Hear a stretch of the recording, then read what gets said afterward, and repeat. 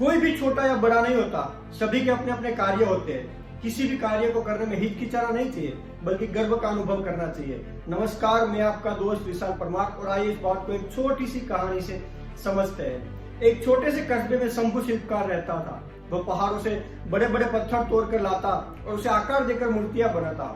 इस रोजगार में मेहनत बहुत ज्यादा थी और आमदनी बहुत कम। दिन भर धूप पसीने में काम करते हुए शंभू पत्थर तोड़ता। यह काम उसके पूर्वज भी किया करते थे। शंभू काम करते हुए सोचता है, यह छोटा मोटा काम करने से क्या फायदा, ठीक से 2 वक्त की रोटी भी नसीब नहीं होती। मैं बड़ा आदमी बन जाऊं तो काम भी कम करना पड़ेगा और आमदनी भी ज्यादा हो जाएगी। बस यहीं पे इंसान सबसे ज्यादा गलती करता है। कोई भी कार्य हो, कोई भी फील्ड हो या कोई भी जैसा हो, जो भी आदमी कड़ी मेहनत से और लगन से मेहनत करता है, सफलता उन्हीं को प्राप्त होती है। एक रोज वह एक ऐसे नेता को देखता है जिसके आगे पीछे हमेशा भीड़ रहती है। उसको हाथ जोड़कर प्रणाम करने वाले सैकड़ों लोग खड़े रहते हैं। शंभू ने नेता बनने की ठान ली। कुछ ही दिन में वो नेता बन गया। नेता बनने के बाद जब वो एक रैली कर रहा था, धूप काफी तीव्र थी। धूप की गर्मी वह सहन नहीं कर पाया और बेहोश होकर वही गिर गया। होश आने पर उसने पाया वो बिस्तर पर लेटा हुआ है। बिस्तर पर लेटे लेटे यह सोचने लगा कि नेता से बलवान वो सूर्य है, जिसकी गर्मी कोई सहन नहीं कर पाता। मुझे अब सूर्य बनना है। कुछ ही दिन बाद वह सूर्य भी बन गया। शंभू अब गर्व से चमकता रहा और भीषण गर्मी उत्पन्न करता।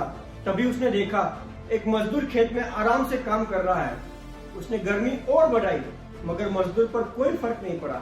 विचार किया तो उसे मालूम हुआ कि ठंडी ठंडी हवा पृथ्वी पर बह रही है।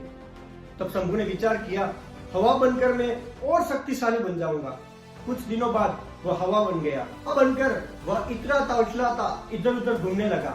अचानक उसके सामने विकराल पर्वत आ गया, जिसको वो पार नहीं कर सका। तब उसने सोचा कि मैं इससे भी बड़ा पर्वत बनकर रहूंगा। कुछ समय बाद वह विशालकाय पर्वत बन गया। अब उसे अपने आकार और शक्तिशाली होने का घमंड हो गया। कुछ दिनों बाद उसे एक छेनी हथौड़ी की आवाज परेशान करने लगी। वो काफी परेशान हो गया। उसकी आवाज इतनी कर्कश थी जो उसके शरीर को तोड़े जा रही थी। आंख खुली तो उसने देखा कि एक शिल्पकार उस पर्वत को तोड़ रहा है, लेकिन अब वह मजदूर नहीं बनना चाहता था। वह काफी परेशान था। नींद खुली तो उसने आईने में पाया वह जो विशाल पर्वत को भी तोड़ने का साहस रखता है, वो तो वो स्वयं ही था।